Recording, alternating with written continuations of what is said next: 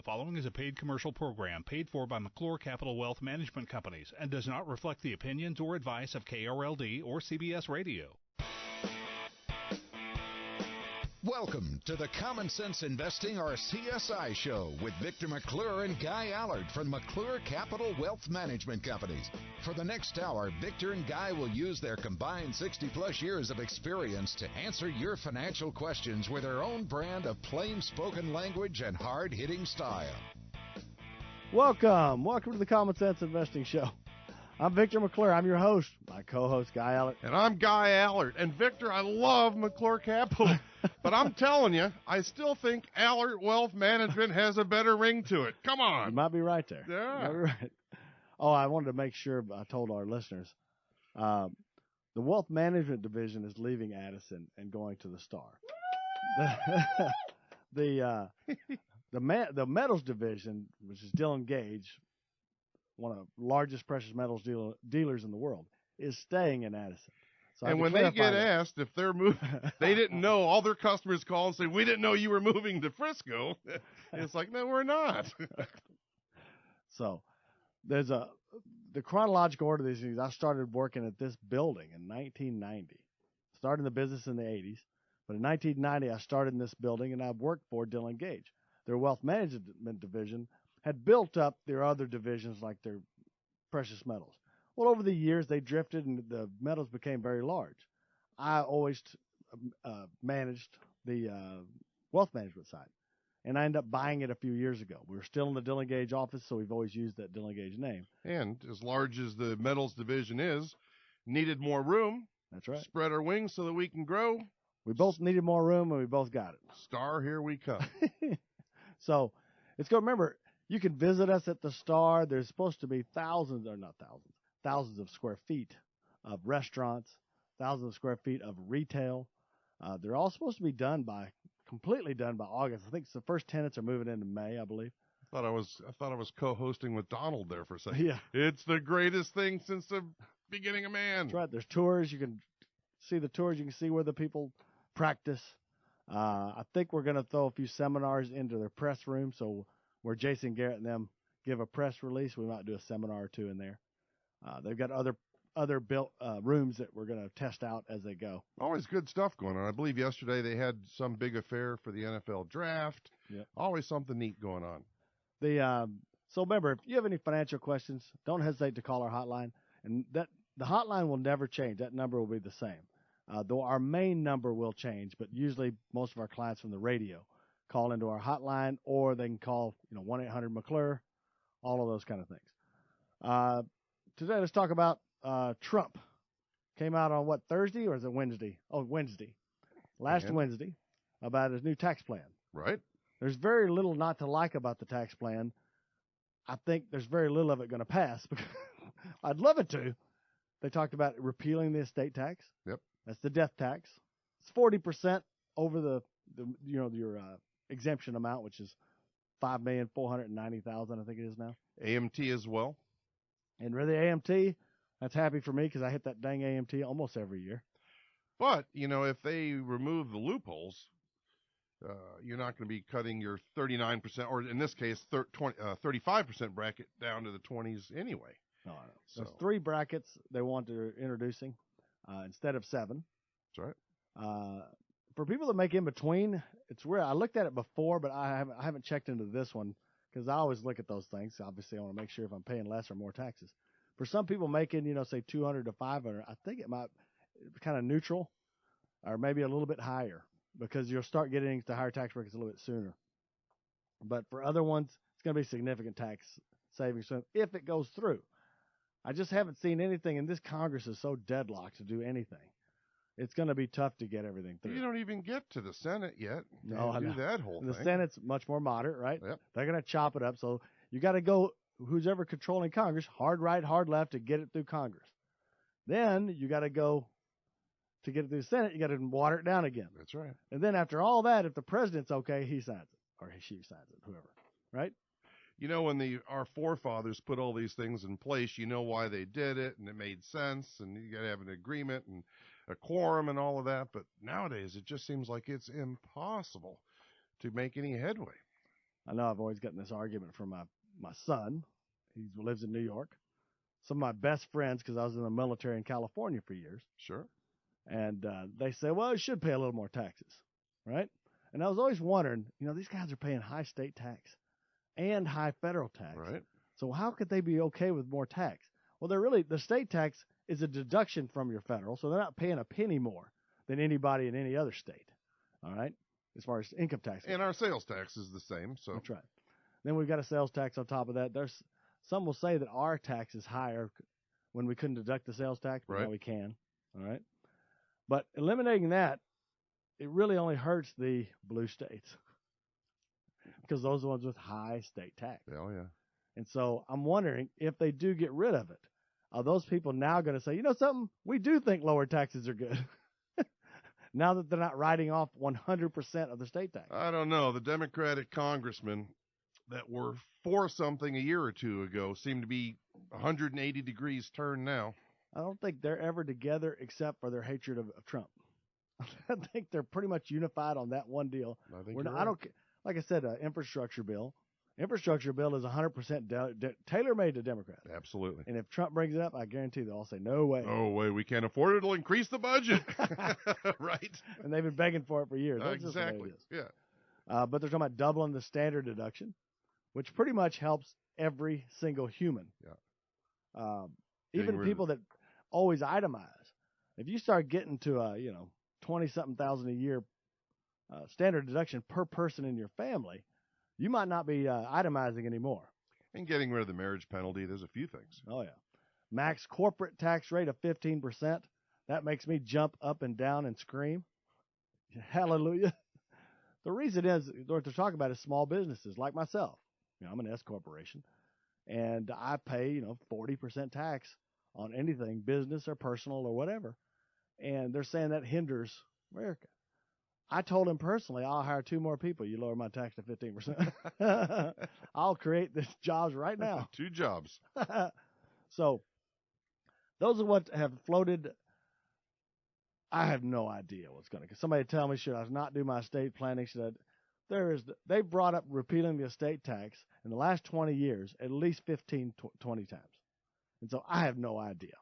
Yeah, you have dead people can't vote. So that's an easy one for them not to do. You got to move forward with your plans. And who knows, the next administration gets in, right. They can change things again. And it's really hard to decipher who you can believe. There's right. some reports out there that say that this tax cut will be a 0.5% increase. And some people say it'll be a 3% increase in growth. So, that's a pretty wide disparity. The reason I don't have that much faith in the estate tax one, even though I think a death tax is ridiculous, you already paid the tax. You've paid taxes on everything all the way through, and now you got to pay tax on the stuff you've accumulated again. I get it. But remember, dead people can't vote. A politician will do anything to stay in office. They'll switch parties, for God's sake. So it's going to be very difficult for that. Plus, people don't have any sympathy for somebody that has to pay estate tax when they received over $5.5 million to begin with. What percentage of the population is that? 0.0001? Yeah, so they can't vote anybody in or out of it. They don't have a voice, really, do they? So even with tax cuts, I can see maybe something happening there. The elimination of the death tax, I think, is going to be a tough deal. They're going to have to throw the bone to somebody, and that's the one that can't vote them in or out of anything. And that's what you got to look at in a lot of this stuff is politicians want to stay in office more than their own agenda. And so if you have things that they think they're going to stay in office, you'll get it through. Oh, yeah. And if they don't think it will, it won't. So that's what we've got. There's a bunch of studies out now. We got the latest one. I think it was from MIT.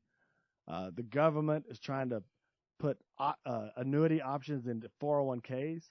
So you always have that life income option. The once hated annuities, pretty much everybody academically is going the annuity route nowadays. And that wasn't the case. The only ones you'll see that are anti-annuity are your old-time holdouts. Those are the old guys that just do stocks and bonds. Yep. They just do stocks and bonds. They said, I don't care. If you don't want to risk any money, you should have 100% of your money in stocks and bonds. Now they'll take out a reserve account or whatever.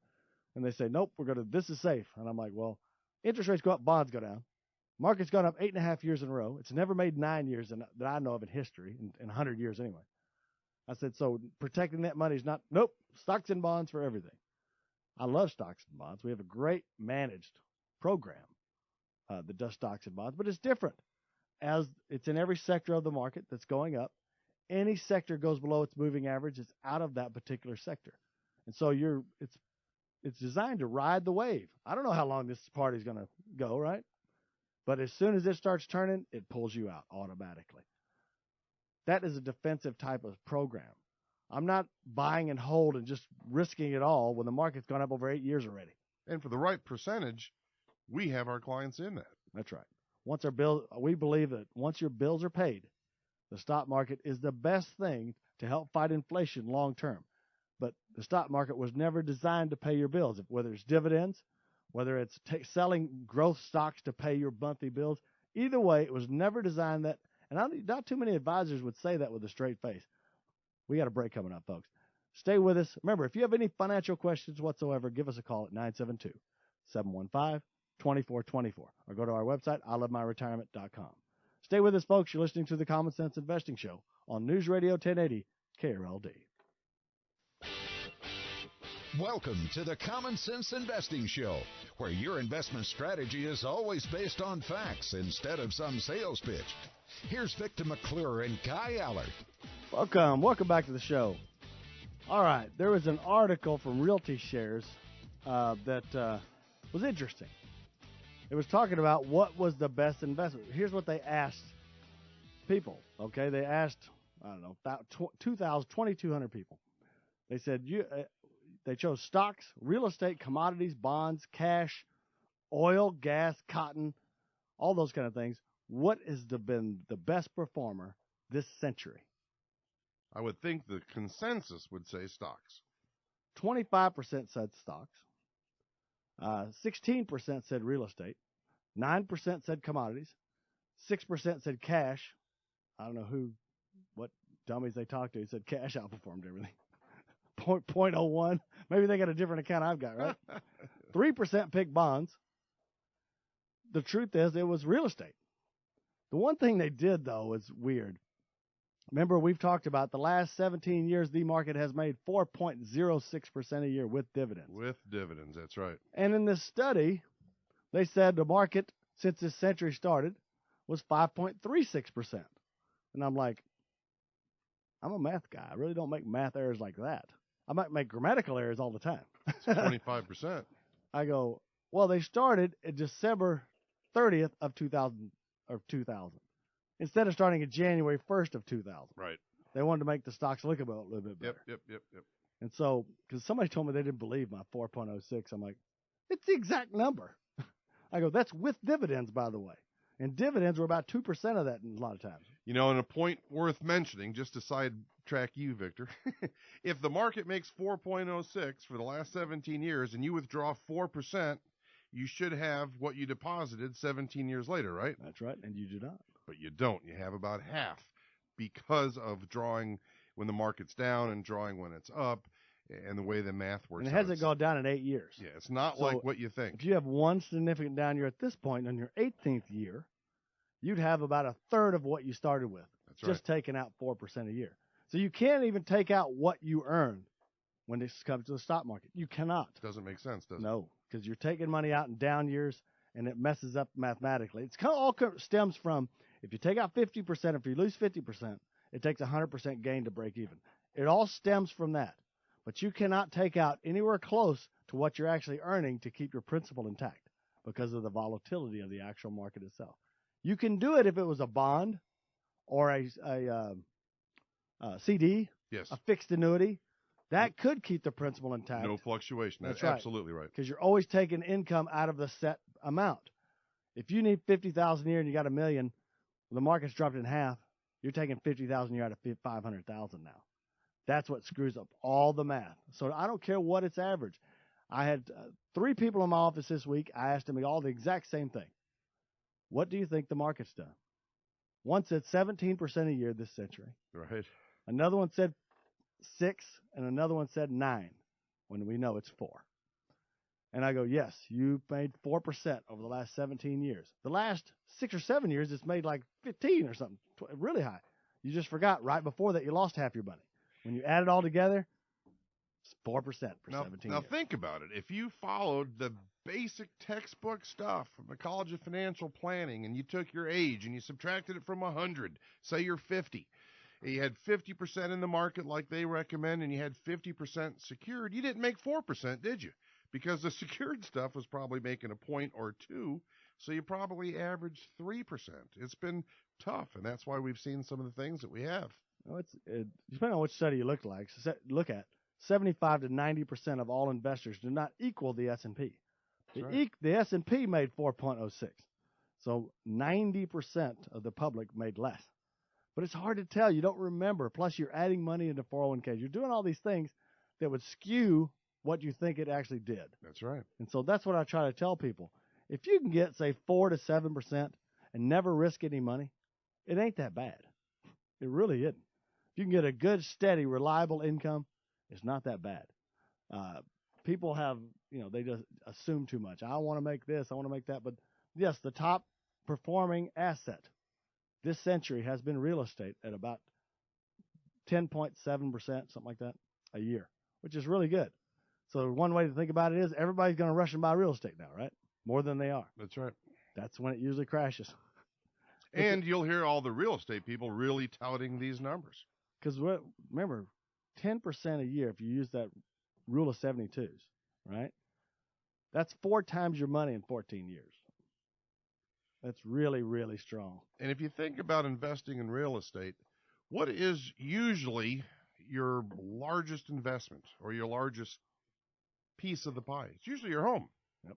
So you're already invested in real estate, and to a great degree. You just can't do it all, and they don't recommend that. I knew this study it was a study by Realty Shares. So I'm like, oh, you got a dog in the fight. Yeah. It's going to be a pro real estate article, Absolutely. I'm sure. But it has made that much. So the pessimistic side of me says you can't, start pulling back. When everybody's buying something, it's been the best because everything is cyclical. Everything, stock market included. If I had to go long term, what is the biggest riser? It would have been the stock market and real estate. Okay, but real estate can go down and go down hard. I mean, I have a house. It's not in 17 years up 400%. Took a long time to come back from the 80s. So, but it is. The last few years is up quite a bit. Yep. Right. Don't forget, folks, if you have any financial questions, like to take advantage of our no cost, no obligation retirement plan, stress test, and Social Security Optimizer, don't hesitate to call us at 972-715-2424. Again, 972-715-2424, or you can go to ilovemyretirement.com. We have a break coming up, folks. Stay with us. You're listening to the Common Sense Investing Show on News Radio 1080 KRLD. Welcome back to the Common Sense Investing Show, hosted by 2 of the most experienced advisors in the DFW Metroplex, Victor McClure and Guy Allard. Oh, that's right. I think if you took any one of ours, we got 30-plus years each. That's pretty strong, isn't it? It's a long time. You learn something over 30 years, don't you? Or it means we're really old. Just old. Life gets easier. That's right. We're talking about, let's talk about this for a minute.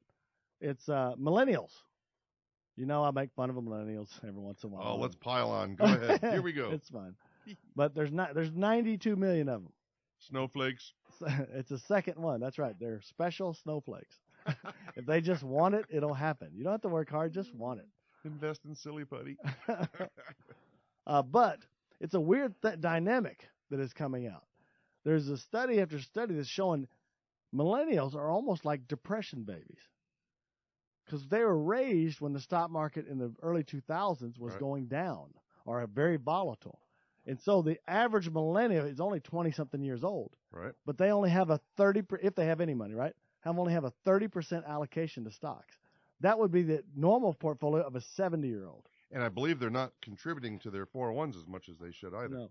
And they all love real estate. That's they see the flipping shows and the flip this, and they like that kind of stuff. But it's shocking me that they're only allocating 30% when you're 20 years old, but they allocate 30%. They expect a return of 13.7% a year. Based on nothing. Okay. Except the last 7 or 8 years, right? When they were going through puberty and into high school and into college. That's what they assume. They're not only 2008, they were too young. They don't remember that crash. All they remember is, hell, that thing's gone up a lot, but they remember it kind of because they're only doing 30%. But of that 30%, they expect a 13.7% return per year. Now, boomers, on the other fact, the reason why this article is all of financial advising is based on baby boomers and older people. And has been for a long time. None of it's based on millennials. Okay? It's shifting now. That's right. Well, a boomer in his stock allocation is about double the allocation or more of a millennial, but he expects 7.7% return. I guess everybody's disappointed with the 4% return we got. I was going to say it's still high. Right. But all of this stuff is interesting to me. Millennials are more likely to trust a robot than a person. They'd rather do something online, even though it can be generated by a crook. They trust that. Everything on the internet's true, right? Oh, yeah. Used to be TV, now it's the internet. That's right. Well, you heard it on TV. Heard it on TV, it's got to be true. But everything, and remember, they've lived through the hackings and the false news. They still believe it way more than a person. They don't have it trusted. Like I said, they're like depression babies, where everything went to savings. You didn't spend a whole lot. You did this. That's why of millennials. This is fine. I don't care what class you put it in. This is just young people in general. They define long-term. We say, would you like to do a long-term investment? Absolutely. Well, most of them think, 2/3 of them think long-term is less than 5 years. I thought that was interesting. 70% of millennials said they believe they'll get higher returns from a robot than a live advisor. 84% of them expect to receive more objective advice from a digital platform, the survey found. Going back to the age thing, though, in long term, 5 years or whatever the number was, you got to remember back when you're in your 20s and 30s, for all of us, right? Whether you're a millennial or a boomer, planning that far out didn't make sense. It's only when you get older, right? 40s, That's 50s, right. And 60s, it's like, 5 and 10 and 15 and 20 years makes sense, and you know why. Right. But you don't know that when you're young. It's one of those things you don't know. I was 24 years old, about to get out of the military. They offered me like $50,000 cash to stay in and up your term. They said you could retire like 40 years old. And I was like, oh, an old man. I would be old. What would I do then? Oh my gosh! You'd start another career is what you do. But you don't think that. No, way. I know. I was 24 and I'm like, 40? Are you kidding me? Yeah. Oh, I'll be worthless by 40. Think of the pension that you would have had bagged already. Free medical for everything for life. Everything for life. Yeah, no. Well, we passed 40 a long time ago. And it wasn't like you were infantry either. I'm just saying. I was in an air-conditioned You're in laboratory. some lab with the vials and beakers and stuff. That's right. So there is a difference between the way people think. It's very interesting. Remember, younger people are supposed to put more in the stock market. Older people less. It is the opposite right now because millennials are acting like depression babies. And so it's interesting. I could take a couple of takeaways from that. Need to talk to millennials differently. Eventually, we'll be out of a job because they like robots better than anybody else. I think a lot of retail people. Thank goodness for the boomers and the Generation Xers and the Yers before them, but eventually they're going to be 60 years old. But, we'd be 100, so probably won't matter to us, I guess.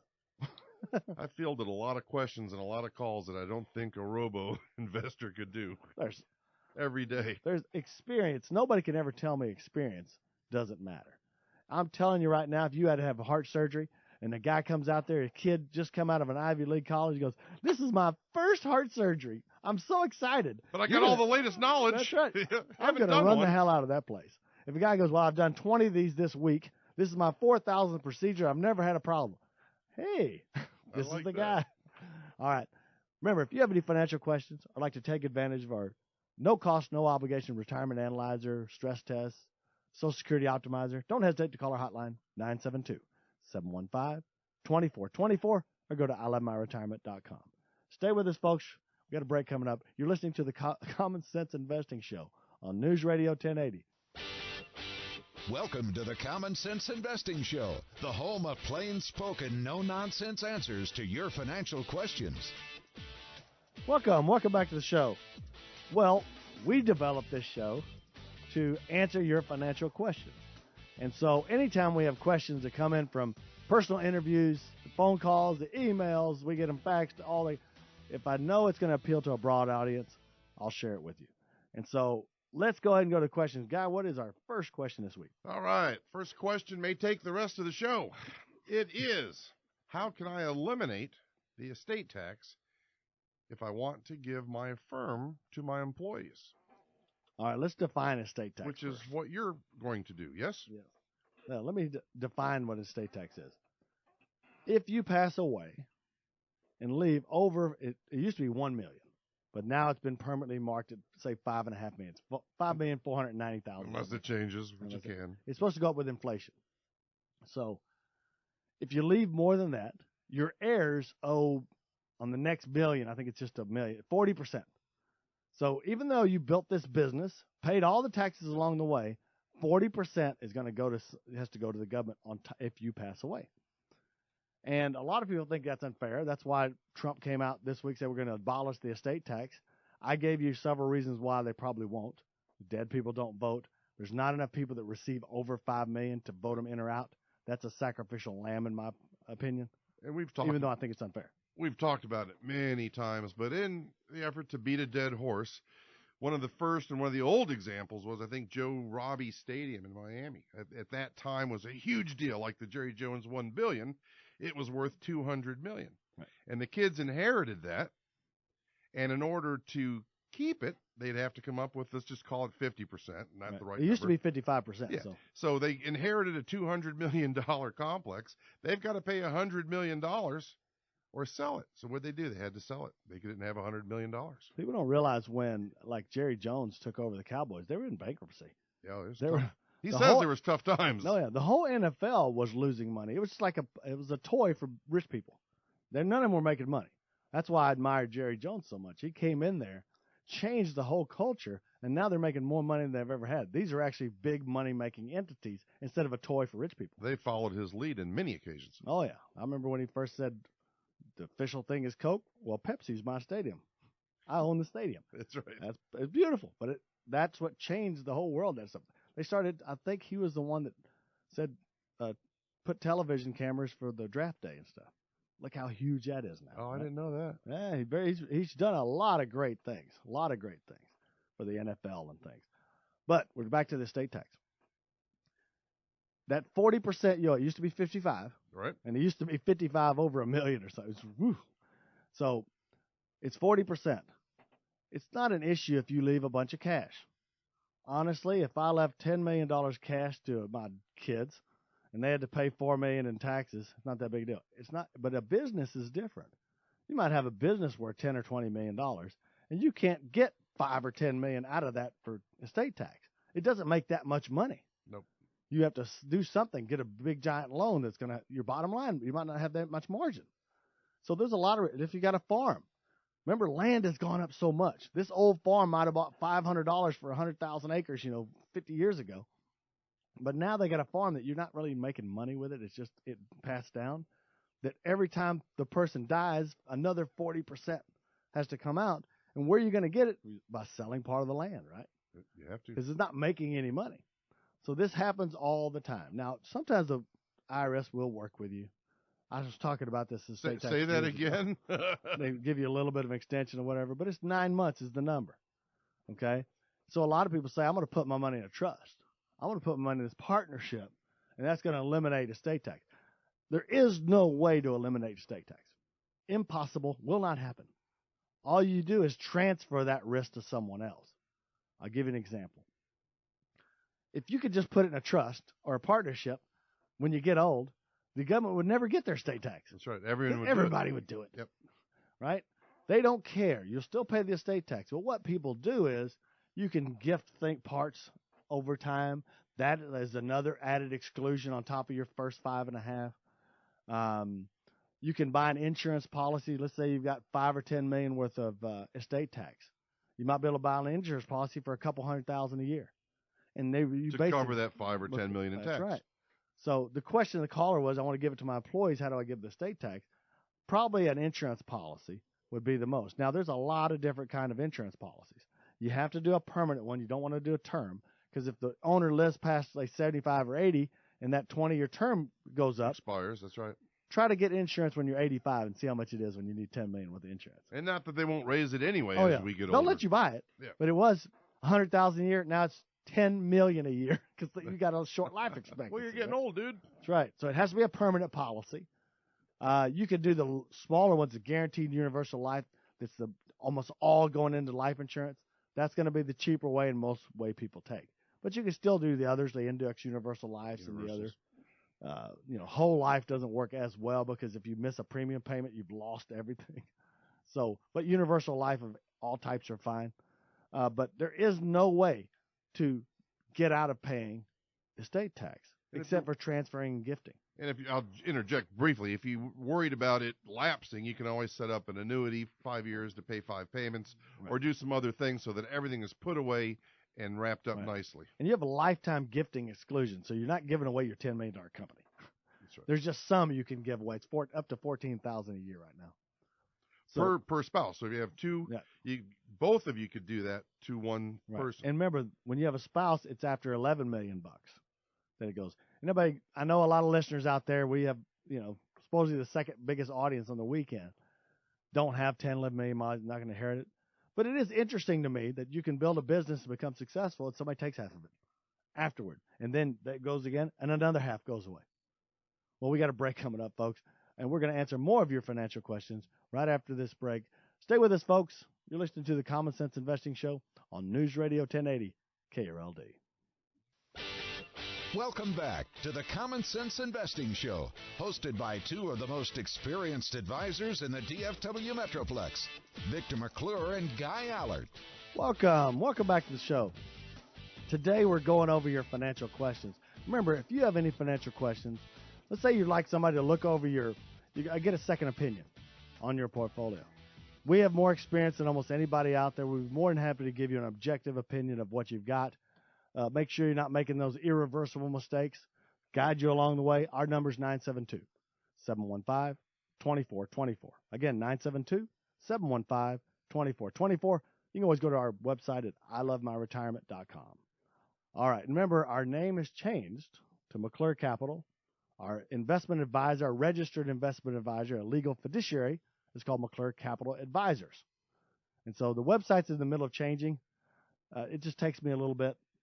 I've been Dylan engaged since 1990. So bear with us next 30, 60 days. We will get through it. That's right. All right. We finished the question about estate tax. Remember, estate tax you cannot eliminate it. You can reduce it some from gifting and stuff like that, but it's still going to be, the brunt share is going to be there. Usually people transfer the risk to an insurance company. It's kind of like what you do with you have insurance on your house. Even if you have enough money, you're probably not going to go without insurance on your house. Just because for this amount of money, they can pay this $1 million house or $500,000 house, right? It's the same thing with estate tax. I can either have my heirs pay $5 million later, or I can pay $100,000 now. And I'd mention this too, if you're on the other end of that, if you've received a large estate or if you're getting ready to, be careful, interview several advisors, make sure you've got one that you're in sync with philosophy-wise, because it's a lot of money that you're getting usually, or a chunk of money. It's at a bad time when you're grieving, and you just need to measure twice and cut once. Remember to consider this. Anytime you receive this happens all the time. You hear about athletes getting a large sum of money is going broke. Hear about 99% of all inheritances are spent within 18 months. I read that, and I'm like, whoa. Yep. So first thing I'd consider if they ask me, what's a smart thing to do with this $2 million I inherited? Put away some of it is what I would do. Get it a little bit past arm's length, a little bit away from you. So set up your future. No matter what happens, you go crazy and, buy too many Bentleys, you're still okay. If you won the lottery, same thing. Take the conservative approach, make sure for the rest of your life you're fine, and then go crazy if you want. But our number 972-715-2424, or go to ilovemyretirement.com. I don't care if you're 45. If you have assets, significant assets, and you'd like some advice, that's what we're here for. My website's called ilovemyretirement.com just because it's a catchy, good name the guy came up with. All right, what's my next question, Guy? Next question. I put my 401k proceeds into a retirement fund for a date fund of 2030. Since I don't know much about investing, Is that the best place to invest my 401k? It's okay. The one thing about target date funds is what they're called. I think Fidelity was the first one to come out with one. I think it was Fidelity 2010. I think was the first one, I believe. And it's an asset allocation thing. It's supposed to be aggressive when you got 30 years left. Change as you get older. Get more conservative, so right before you retire. The problem with them, they're so pressured to make profits, they're way too aggressive. The average 2010 fund in 2008, when the market crashed, lost 40%. Now, wait a minute. I'm supposed to retire in a year and a half. How the hell did I lose 40%? That's right. You're supposed to be allocating this safely my last couple of years. They obviously did not and still don't. And so asset allocation things are a default. A lot of people doing that in their 401ks now. I'm not a big fan. When you're younger, it's more forgiving. You got a lot more years to go. Probably not going to hurt you too much. But, man, as you get over 50 or whatever, you need to allocate it yourself. Use the rule of 100s. And all the different rules you can work with. We can help you with that as well. But target date funds for anybody, once they start getting close, are way too aggressive, and you could lose half. Because those people that were going to retire in 2010 that lost almost half their money in a target date fund, do you think they retired in 2010? They're working still. And, I see people taking that as a path of least resistance. It's easy. It's no fuss, no muss. If you're looking for a default and you don't want to do anything, you don't need 15 or 20 mutual funds, the Warren Buffett philosophy would be to take X percentage of your money and put it in the S&P 500. You get the dividends, you get the growth. You don't have somebody trying to change in and out of things. You don't have the expense. That's right. Et cetera. You do. You got value. You got growth. The only thing you don't have is anything besides gigantic companies. Not coming out of sectors and doing intricate things. I always look at for the lowest cost possible first. So I would, in a 401k, look for your index type funds. And then try to, if you can spread them out, the largest pot would be U.S. large caps because that's the most stable of the stock funds, right? Then you're going into small cap, mid cap, some kind of bond things. Right now, interest rates are going to go up, so stick with your short-term bonds. Long-term bonds can be hit too hard if interest rates go up. It could be very expensive now. So take those different stocks and indexes. If you don't have indexes, it's tough. Look for some of the like Fidelity funds or retail funds, but they have pretty low cost, maybe 0.5%, 0.7. Been around Been around for a long time. Everybody does the same thing. They look at profits. Number one, who made the most? Okay, put everything there. For the last year or two. That's right.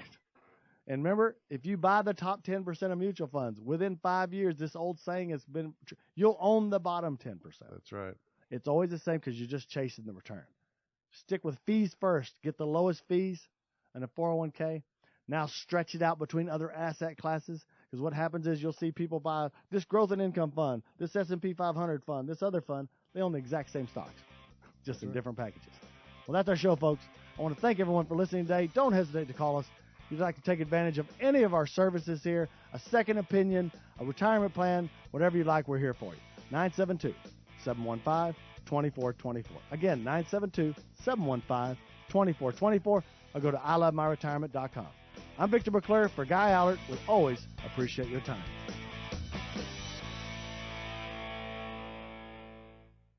The preceding show is paid for by McClure Capital and is for informational purposes only and not a solicitation or representation of any particular investment product or service. Any views and opinions do not constitute financial, legal, or tax advice.